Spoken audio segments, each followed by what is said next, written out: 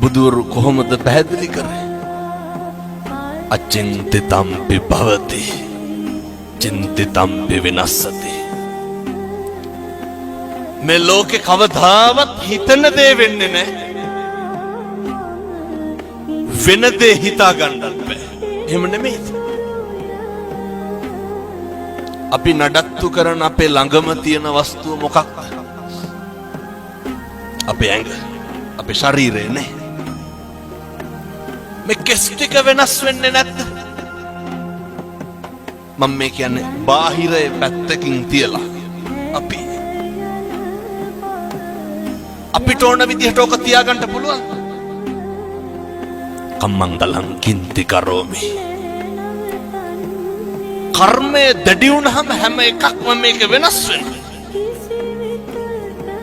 මතක තියාගන්න. දල්ල කඩි කාලා මිනිස්සු මැරෙනවා, නයි කාලා බේරෙනවා.